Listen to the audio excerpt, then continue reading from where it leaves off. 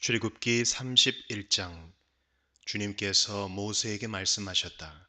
보아라, 내가 유다 지파 사람 훌의 손자요 우리의 아들인 부살레를 지명하여 불러서 그에게 하나님의 영을 채워주어 지혜와 총명과 지식과 온갖 기술을 갖추게 하겠다.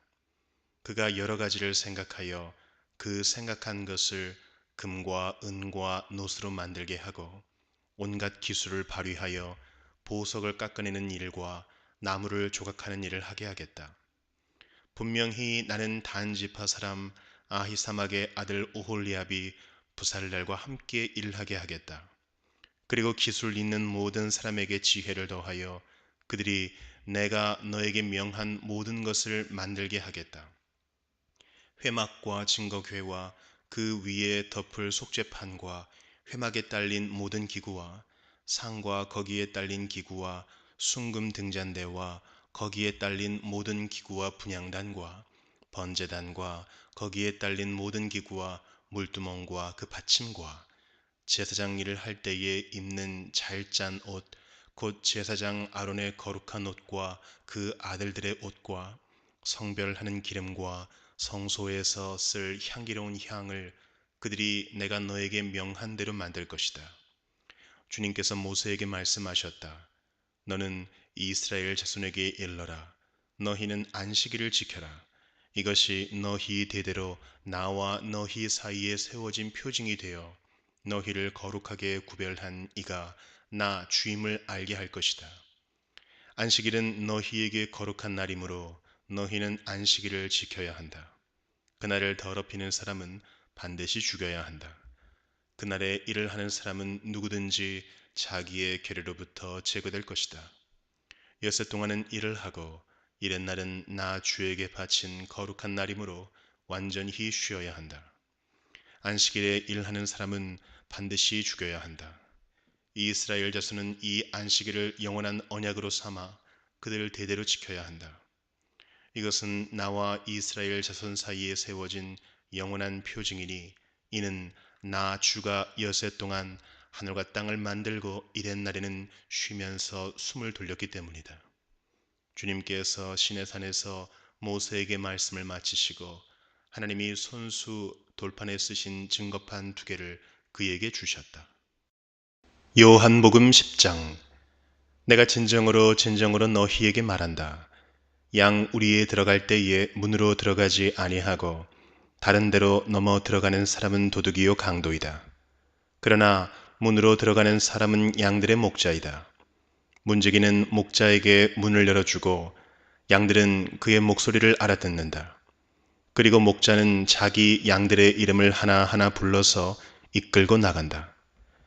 자기 양들을 다 불러낸 다음에 그는 앞서서 가고 양들은 그를 따라간다. 양들이 목자의 목소리를 알고 있기 때문이다. 양들은 결코 낯선 사람을 따라가지 않을 것이고 그에게서 달아날 것이다. 그것은 양들이 낯선 사람의 목소리를 알지 못하기 때문이다. 예수께서 그들에게 이러한 비유를 말씀하셨으나 그들은 그가 무슨 뜻으로 그렇게 말씀하시는지를 깨닫지 못하였다. 예수께서 다시 말씀하셨다. 내가 진정으로 너희에게 말한다. 나는 양이 드나드는 문이다. 나보다 먼저 온 사람은 다 도둑이고 강도이다. 그래서 양들이 그들의 말을 듣지 않았다.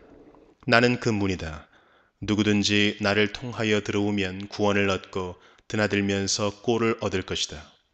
도둑은 다만 훔치고 죽이고 파괴하려고 오는 것뿐이다. 나는 양들이 생명을 얻고 또 더 넘치게 얻게 하려고 왔다. 나는 선한 목자이다. 선한 목자는 양들을 위하여 자기 목숨을 버린다. 삭구는 목자가 아니요 양들도 자기의 것이 아니므로 이리가 오는 것을 보면 양들을 버리고 달아난다. 그러면 이리가 양들을 물어가고 양떼를 흩어버린다. 그는 삭군이어서 양들을 생각하지 않기 때문이다. 나는 선한 목자이다. 나는 내 양들을 알고 내 양들은 나를 안다.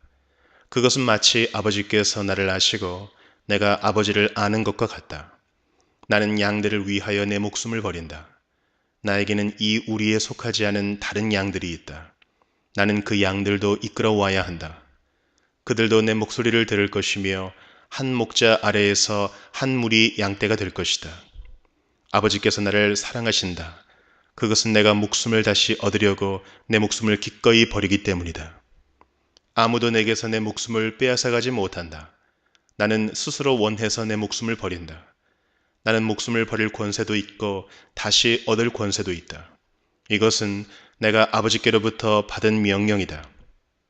이 말씀 때문에 유대 사람들 가운데 다시 분열이 일어났다.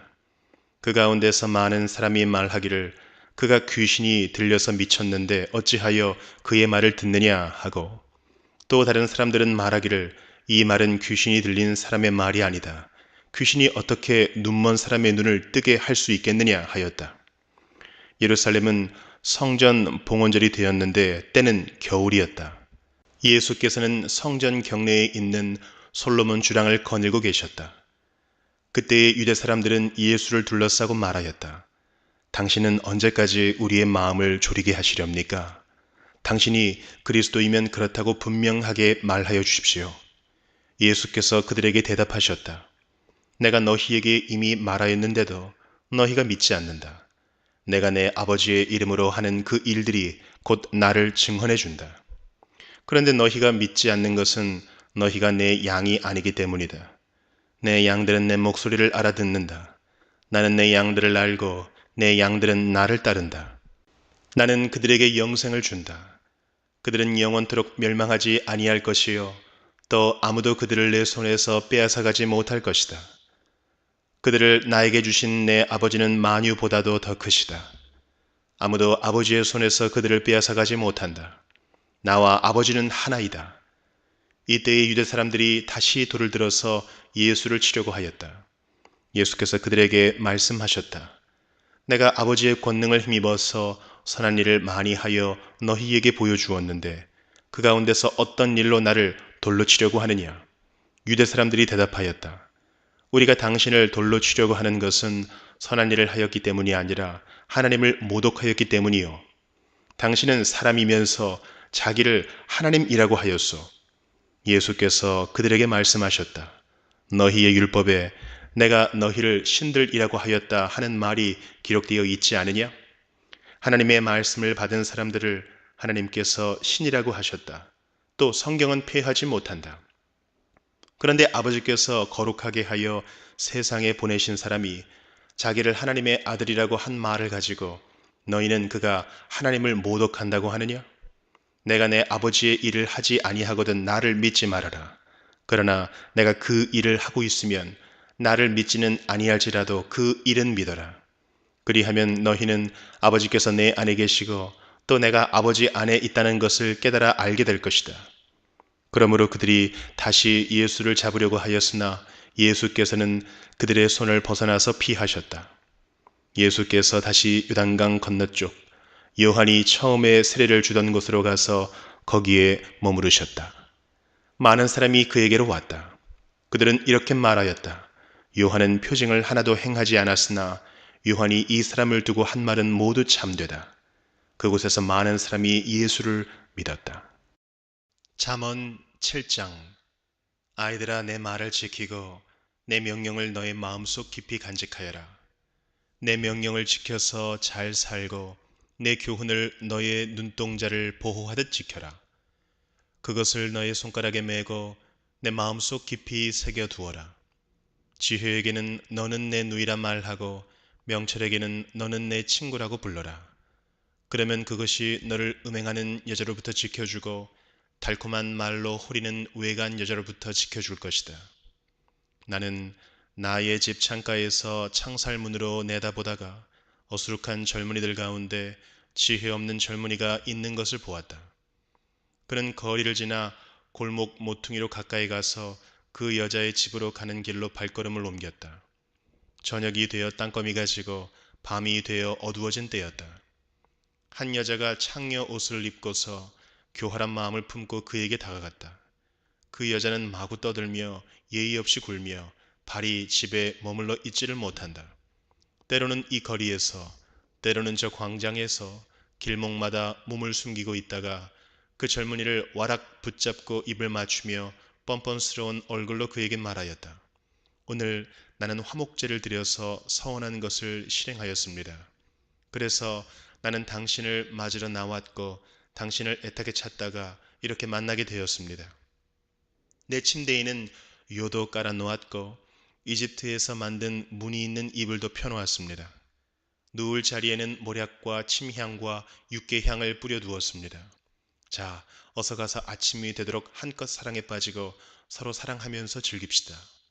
남편도 먼 여행길을 떠나서 집에 없습니다. 돈주머니를 가지고 갔으니 보름달이 뜰 때라야 집에 돌아올 겁니다. 이렇게 여러 가지 달콤한 말로 유혹하고 호리는 말로 꿰니 그는 선뜻 이 여자의 뒤를 따라 나섰다. 마치 도살장으로 끌려가는 소와도 같고 올가미에 채이러 가는 어리석은 사람과도 같다. 마치 자기 목숨을 잃는 줄도 모르고 그물 속으로 쏜살같이 날아드는 새와 같으니 마침내 화살이 그의 간을 꿰뚫을 것이다. 아이들아, 이제 너희는 나의 말을 잘 들어라. 내가 하는 말을 명심하여라. 내 마음이 그 여자가 가는 길로 기울지 않게 하고 그 여자가 가는 길로 빠져들지 않게 하여라. 그 여자에게 상처를 입고 쓰러진 사람이 많고 그 여자 때문에 죽은 남자도 헤아릴 수 없이 많다. 그런 여자의 집은 스올로 트인 길이며 죽음의 안방으로 내려가는 길이다. 갈라디아서 6장. 형제자매 여러분, 어떤 사람이 어떤 죄에 빠진 일이 드러나면 성령의 인도하심을 따라 사는 사람인 여러분은 온유한 마음으로 그런 사람을 바로잡아주고 자기 스스로를 살펴서 유혹에 빠지지 않도록 조심하십시오.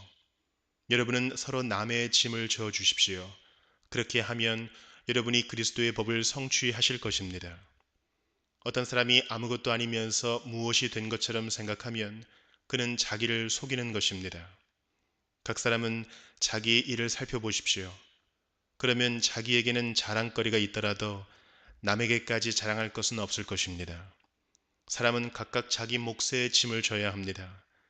말씀을 배우는 사람은 가르치는 사람과 모든 좋은 것을 함께 나누어야 합니다. 자기를 속이지 마십시오. 하나님은 조롱을 받으실 분이 아니십니다. 사람은 무엇을 심든지 심은 대로 거둘 것입니다. 자기 육체에다 심는 사람은 육체에서 썩을 것을 거두고 성령에다 심는 사람은 성령에게서 영생을 거둘 것입니다. 선한 일을 하다가 낙심하지 맙시다. 지쳐서 넘어지지 아니하면 때가 이를 때에 거두게 될 것입니다.